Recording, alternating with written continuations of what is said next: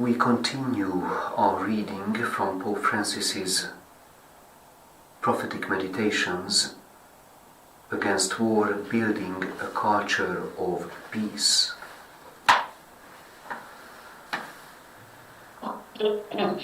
The culture of indifference.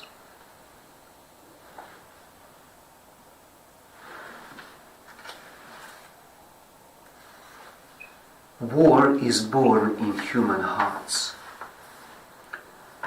100 years after the end of the First World War, as we remember the young people killed in those battles and the civilian population torn apart, we are more conscious than ever of the terrible lesson taught by fratricidal wars.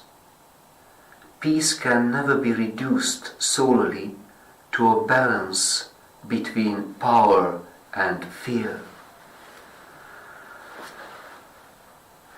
To threaten others is to lower them to the status of objects and to deny their dignity. This is why we state once more that an escalation of intimidation and the uncontrolled proliferation of arms is contrary to morality and the search for true peace. Terror exerted over those who are most vulnerable contributes to the exile of entire populations who seek a place of peace. Political addresses that tend to blame every evil on migrants and to deprive the poor of hope are unacceptable.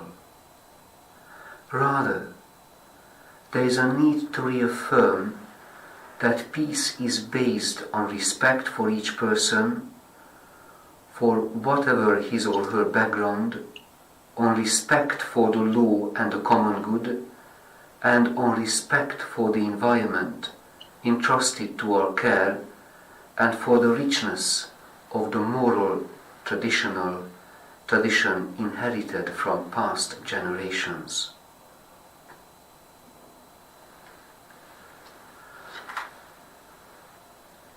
Let us spend some time with our reading from Pope Francis against war.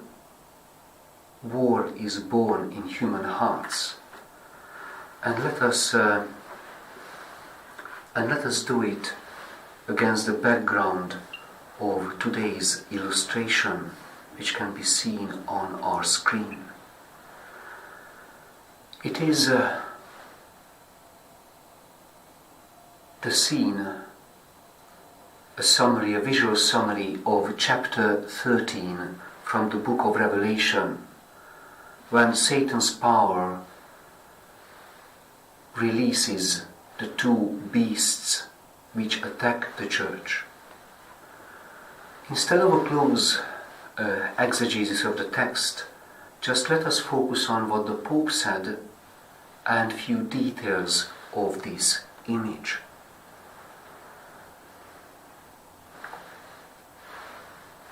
The human heart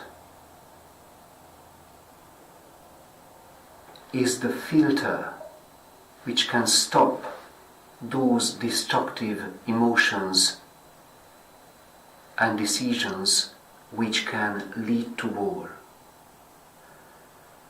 Wars are born in the human heart and through the human heart, just as it can be prevented. In our image, the two beasts of darkness are emerging from below. There is nothing them from above. They are emerging from darkness, symbolically from the dark side, from the shadowy part of the human person and of human culture. And what we see in this image is, if we examine it closely, there are hands raised to worship, raised to praise, hands raised to welcome, but they are welcoming these destructive powers and forces. The beast on the left, the top one, not the white one, but under the white one, we can see 7 heads with crowns, with diadems, and names of blasphemy on the heads. We can see in these beasts the refusal of God, the total lack of knowledge of God, the refusal of God. These powers are wearing diadems. The number of the heads is 7, which is an imitation of God's sacredness. They are wearing diadems which imitate God's power. Just like the power of weapons, the attractive thought of war. It wants to impress people, decision makers, soldiers, everyone. But it's an imitation of God's power which is misleading. But the interesting detail in our image is the sea. It's a raging sea from which these destructive powers, the beasts, emerge. This raging sea expresses the confusion of the world, the disorientation, the decenteredness of our world and culture. And when the stable principles, moral tradition, religious tradition, observance, human civility, courtesy disappears as a basic tissue of society and it's torn and broken, these negative forces can emerge uncontrolled. The sea is about our confusion. There are so many distractions which tore apart our soul. The human heart seems to be evacuated. We have lost our center, as it were, and we are wandering, staggering around without any center to which to cling. And when war breaks out, we don't even observe that there is a war, that it is a negative power which we should stop at any price, because we are absorbed to the shadow part of our culture and to the dark side of these powers.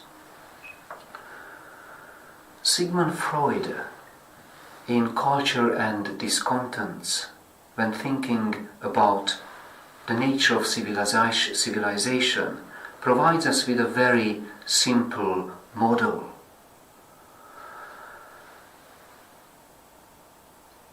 What wants to dominate life are death drives, destructive powers in nature, in human society, and in the individuals.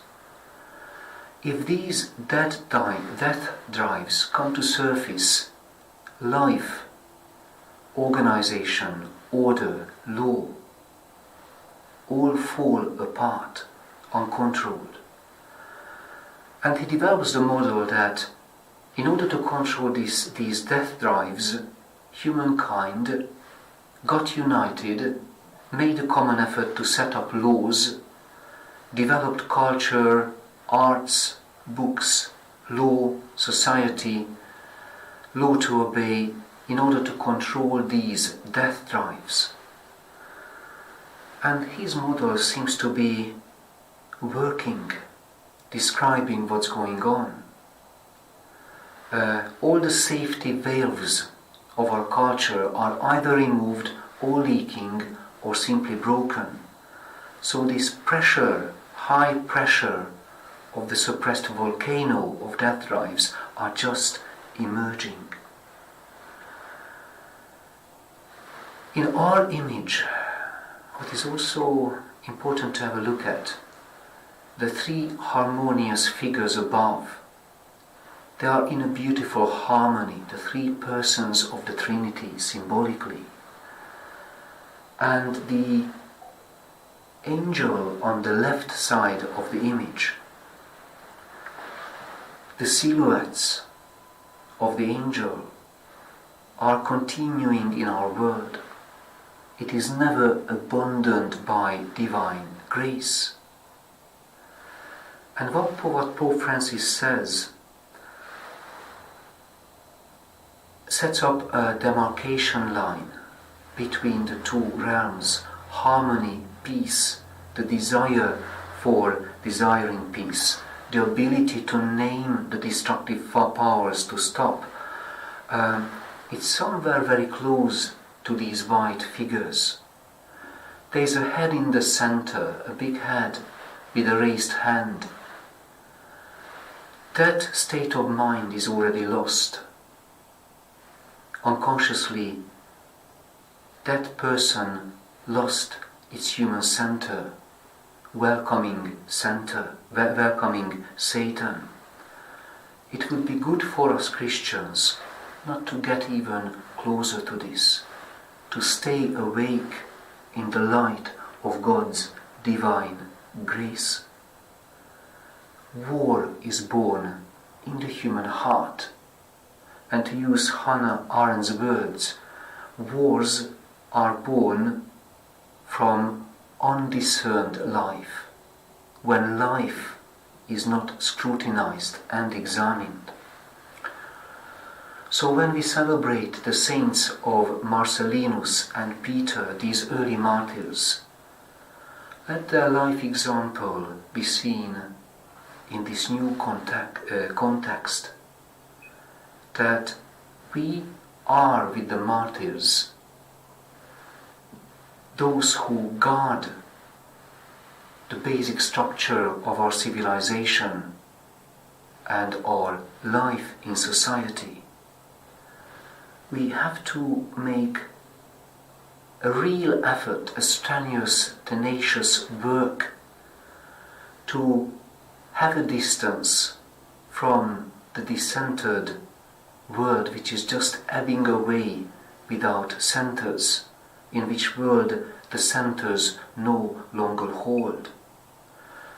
To be free from the new emerging culture of online death, when human soul and human love, human relationships, love from these are evacuated, and our heart, our very core, gets emptied. And we can see that in that vacuum the seeds of war are already sown, and they are sprouting, there are new shoots. How tiny of this war, when we see problems in our families, when we witness, when what we see is going to court about property, family dispute, knife crime, and all what is going on in our world. So may the holy martyrs open the gates of that clarity and light which is coming from the house of love, which wants to have an abode in our human heart too.